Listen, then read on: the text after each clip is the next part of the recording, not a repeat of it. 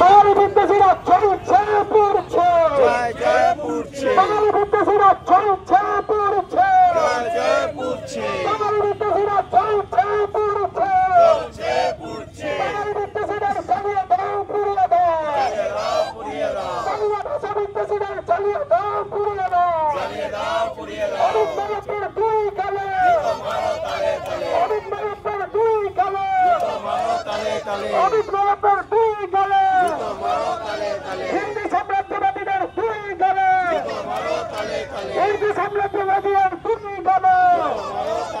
জয় জয় বাংলা, রক্ত বাঁচার চামড়া, রক্ত বাঁচার চামড়া, রক্ত বাঁচার চামড়া। বাঙালিকে বাংলাদেশি পাইবে যারা, বাঙালিকে বাংলাদেশি পাইবে যারা করছে, অত্যাচার করছে তা নয়।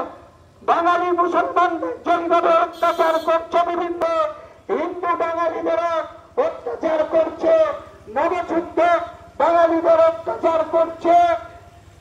বিজেপি ঠিক একইভাবে মতুয়া বাঙালিদের অত্যাচার করছে এবং তাদের কাগজপত্র দেখার আগেই তাদেরকে বেধড়ক মার মারছে, শারীরিক ভাবে আক্রমণ করছে এবং বাঙালিদের অন্য রাজ্যে তাদেরকে ডিটেনশন ক্যাম্পে ভরে দিচ্ছে এবং তাদের জামা প্যান্ট খুলিয়ে পরীক্ষা নিরীক্ষা করছে। এই ধ্বংসাত্মক বিজেপি শহর থেকে মহল্লা পর্যন্ত বাঙালিরা রয়েছেন, বিজেপি যারা বাঙালিরা রয়েছেন। আপনাদের মুখের ভাষা কিন্তু বাংলা ভাষা। আগামী দিনে লোকের আচর পশ্চিমবঙ্গের দুর্জয় ঘাঁটি, পশ্চিমবঙ্গের এই ঘাঁটিতে আচর লাগানোর সাথে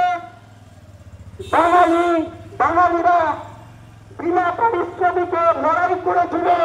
সেই সময় সাম্রাজ্যবাদের দালালেরা বাংলা ভাষায় কথা বলার জন্য বাঙালিকে বেনাগরিক করে দেওয়ার চেষ্টা করছে, বাঙালিকে বিদেশি হিসেবে দাঁড়িয়ে দেখাবি। একটা প্রিন্ট মিডিয়ার সামনে কিছুদিন আগে বলেছে যে পশ্চিমবঙ্গে যদি বিজেপি ক্ষমতায় আছে, সে নাকি যোগী আদিত্যনাথের রাজ্য থেকে বুলডোজার ভাড়া করে এনে পশ্চিমবঙ্গে বসবাসকারী বাংলাভাষী মানুষদের বুলডোজ করে বাংলাদেশ সীমান্তে তাকে নিক্ষেপ করবে।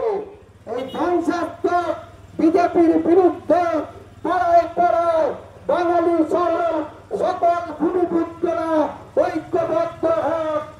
গতকাল এই বহিরাগত তোপের সামনে যার ফটো দেখছেন, তিনি বাংলাদেশী রাজনৈতিক দল বিজেপি আইটি সেলের প্রধান। তিনি বলেছেন বাংলা ভাষা কোন। তাই আবারও বলছি, এই বিজেপি সংবিধান বিদ্বেষী কথাবার্তা বলছে। তারা 22টা ভাষাকে সমানভাবে স্বীকৃত দিয়েছে, আর 22টা ভাষার অন্যতম ভাষা হলো বাংলা ভাষা। তাহলে এই ধ্বংসাত্মক বিজেপি কি করে বাংলা ভাষায় দুটো মারার তালে তালে দুটো মারার তালে তালে দুটো মারার তালে তালে বাঙালি বিদেশি দুই গেলে, বাঙালি বিদেশি দুই গেলে, আমি বলে দুই গেলে, আমি বলে দুই গেলে, আমি মাকে দুই গেলে, আরে হিন্দি সাম্রাজ্যবাদের দুই গেলে, আরে উত্তর সাম্রাজ্যবাদের দুই গেলে, আরে বাঙালি বিদেশি দুই গেলে, আরে বাঙালি বিদেশি দুই, আরে রাষ্ট্রভাষার চামড়া, আরে রাষ্ট্রভাষার চামড়া, আরে গুটিয়ে দেব আমরা, আরে গুটিয়ে দেব আমরা, অমিত মালব্য দুই গেলে, অমিত দুই গেলে, আরে বাঙালি সত্য দুই গেলে, আরে অমিত মালব্য দুই গেলে, আরে দুটো মারা তালে তালে।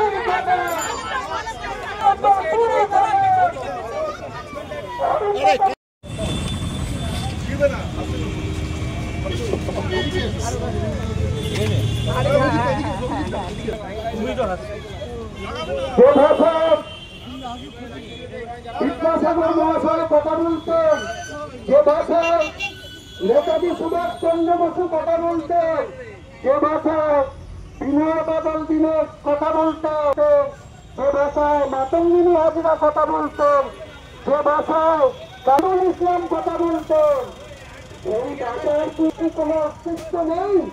নাকি এই বাঙালি বিদ্বেষীদের অস্তিত্বহীন করে তুলতে চাইছে?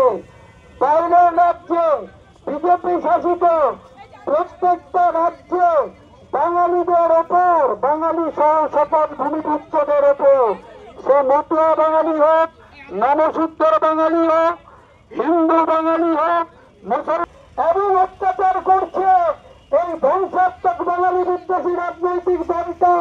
তারা বাইরের রাজ্যে পশ্চিমবাংলা থেকে যারা পরিযায়ী শ্রমিকদের বাঙালি বিপ্লবীরা যখন ভারতবর্ষ স্বাধীনতার সময় ব্রিটিশদের বিরুদ্ধে লড়াই করছিল সামনে থেকে, এই আজকে যারা বাঙালিকে বাংলা ভাষায় কথা বলার জন্য বাংলাদেশি বিদেশি রোহিঙ্গা বলে দাবিয়ে দিচ্ছে।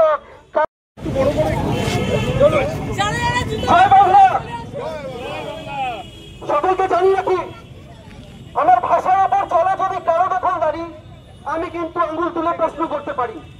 অনেক প্রশ্ন করেছি, অনেক আঙ্গুল তুলেছি। এবার আমার ভাষার উপরে যে আঙ্গুল তুলবে তার আঙ্গুল আমরা ভেঙে দেবো, এভাবেই ভেঙে দেবো। ভারতীয় সংবিধানে 343 নম্বর অনুচ্ছেদে 8ম তফসিলে বলা রয়েছে যে বাংলা ভাষা হলো গিয়ে ভারতের সংবিধান স্বীকৃত ভাষা।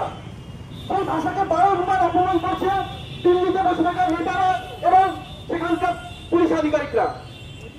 সেখানকার একটি ভারতীয় বিদ্বেষী, বাঙালি বিদ্বেষী একটি দল বিজেপি, তারা বলছে বারবার যে বাঙালি মানে নাকি বাংলাদেশি। তারা বলেছে বাংলা ভাষা মানে নাকি বাংলাদেশের ভাষা। গতকাল সেই বিজেপি আইডিসেলের প্রধান অমিত মালব্য, যার কুশপুত্র এখানটা আপনারা দেখতে পাচ্ছেন, তিনি বলেছেন বাংলা ভাষা বলে কোনো ভাষাই হয় না, আমরা প্রমাণ দেবো না।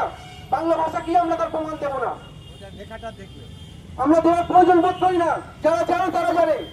আজকে ফিরিঙ্গিতে দাঁড়িয়ে এই ভারতকে স্বাধীন করেছে যে ভাষার তোলার মাটিতে এই বর্গিনের হানা অনেক সহ্য করেছি এবং বাঙালিকে বাংলাদেশি বারবার বলা হয়েছে।